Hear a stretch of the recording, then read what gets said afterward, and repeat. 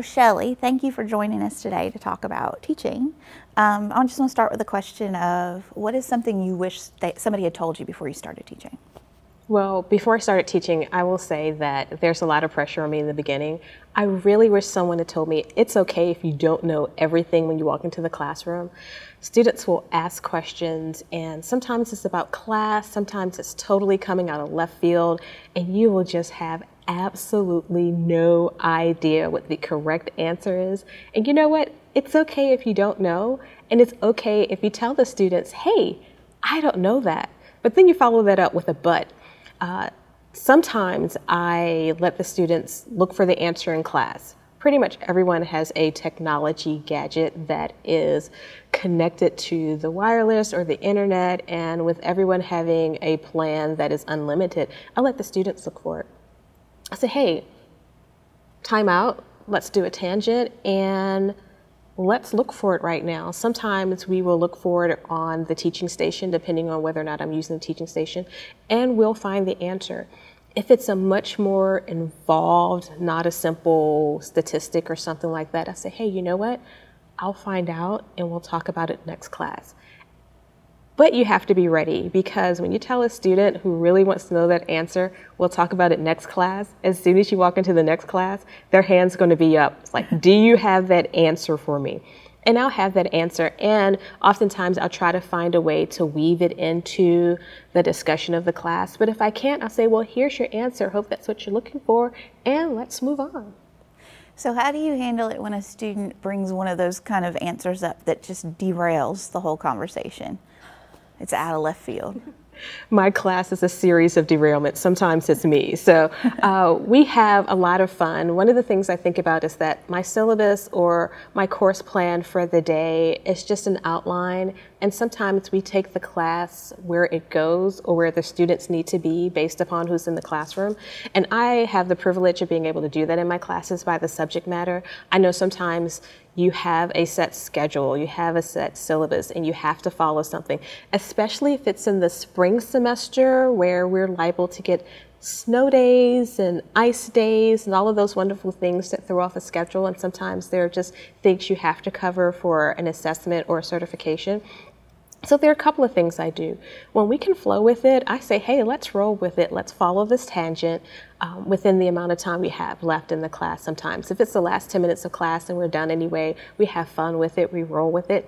Sometimes if it's a tangent, though, that I know will take us down a dark rabbit hole, I'll grab a hold of that question and say, you know what, that's a really interesting question. Maybe we can come back to that towards the end of the semester when we have time, but right now, I really need to get this information to you all. This is important. Sometimes I say this is what's going to be on the assessment that really has them perk up and understand why we have to move on. But the student that brought it up and that's really important to them, I charge them. I'll say, hey, you know what? Remember this question. Hold on to this question when we get to the end of the semester, or if we get to the end of class and we have time for this, bring it up again so that we can cover this issue.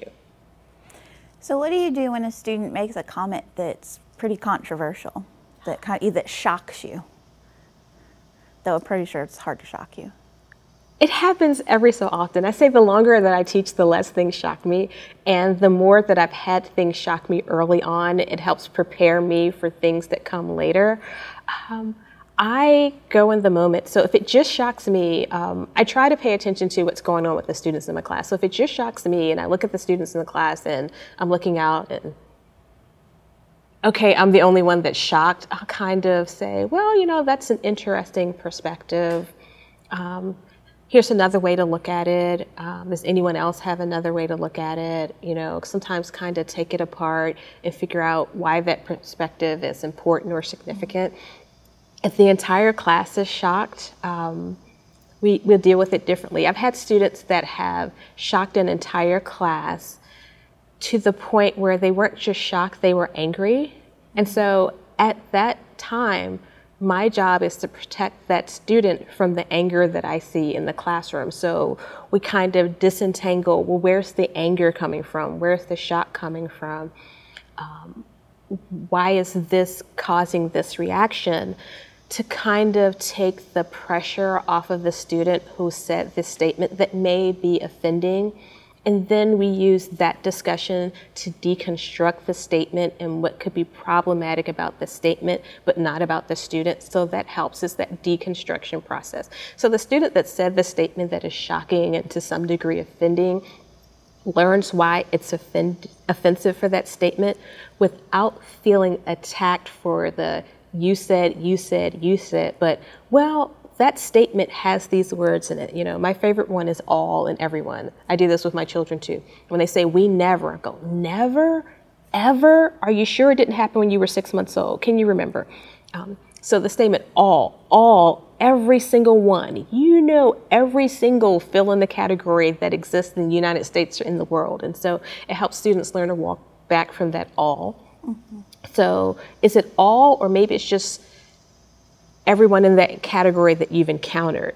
And are you sure it's everyone? Think back. Or is it that the person you met yesterday that engaged in this behavior, or 3 of the people that you ran into today, or is it your family members? And then we walk back those topics. I think it's important to address controversial issues in a situation when they cause turmoil. I will also say that if you're in a situation and the class gets out of hand and you don't have an idea how to address it, or you don't feel that you have the skills to address the turmoil that's going on, it's okay to say, hey guys, we're not talking about this, we're not going down this path, we're going to cut this conversation off right now. You know, I don't like it, the class doesn't like it, we're going to leave it here. If it's really bad, sometimes, you know, depending on where it happens in the class, you can dismiss the class that day, and then after class, find a colleague, find someone that can help you address that class. And then when you come into class the next day, say, hey, you know what? That last class ended kind of abruptly. This is what was going on. Let's just have a talk. Let's figure it out. These are the rules of the classroom. This is the behavior that we're going to engage in. But it's okay to say, this is a little too much. Let's tone it down. Let's take a break. It's all right.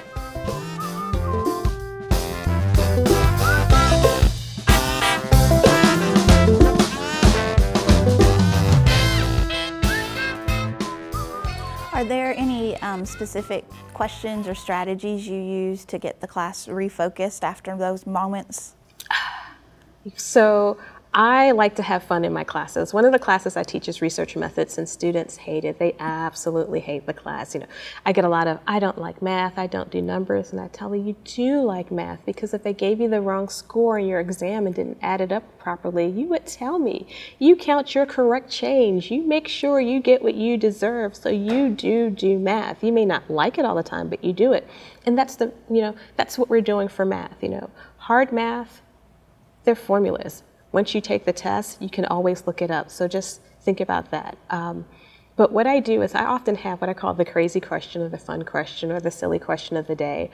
I'm big on everyone having a voice in my class and using their voice at different times. But I know people don't always like to speak up. And so I will throw out the crazy question. The research methods is always fun. So we're always collecting data on the class. So I'll say, okay, you know, what's your favorite color? What did you have for breakfast this morning? Tell me what you did when you first got up this morning. What's the first thing you did? And I get a lot of check my cell phones. Yes. And then that's like a commonality, you know, who else checked their cell phone? Okay, then I'll say, well, what was on your cell phone when you checked it? Can you remember? But just ways to bring in the student with an easy question that they have a correct answer to, because there's no correct answer. And it's very low stakes, but to let students know that, hey, this is a safe place to talk out loud.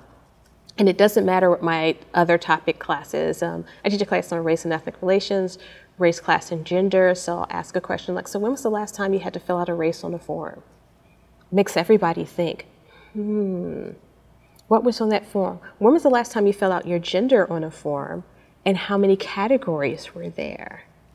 And it makes everyone think. And you know, that student who's usually even not used to answering, if they say, I can't remember, or I don't know, that's a valid response. So it's like, I don't know, I can't remember. Wow, so it's been a while. So it's not on a lot of the forms you fill out. Okay, good. You know, that I don't know answer is valid at that moment. So you just have fun. Lots of times that icebreaker in the beginning of class is really fun, something silly. I've played bingo with my class with small prizes, Candy Works. especially around Halloween. It's really vast and inexpensive. But bingo, get to know someone in your class. And, we have the craziest categories. I think one of the categories I use is someone who went 5 days without showering. Right. Yeah. And then we go through the categories. So who got this box? And the person will say, I had 2 people fill this out. Well, who are those 2 people? And everybody looks and goes. And it's usually a camping trip. So, have students interact with each other. I find that's fun. There are ways to do it in classes of 350. It takes a little more time, folks sit near each other, so you have them get in a group of people that sit near each other and just talk to each other about one strange thing. You can put the topic on the board, you can let them come up with a topic. Letting them come up with a topic, though, takes a lot more time. So I put like 1 of 3 crazy, silly topics up top. Sometimes just asking about number of siblings, how many piercings, tattoos, number of pairs of jeans you own. And that makes people think because they have to count.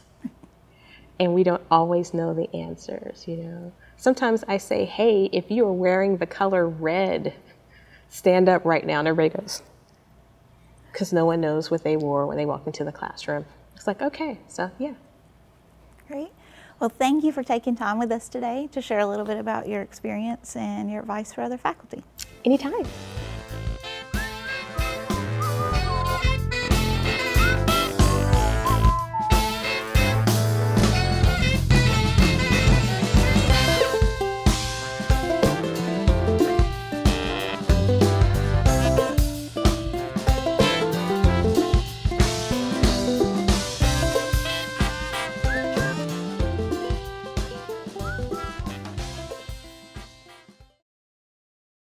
All right, anything else you want to ask me?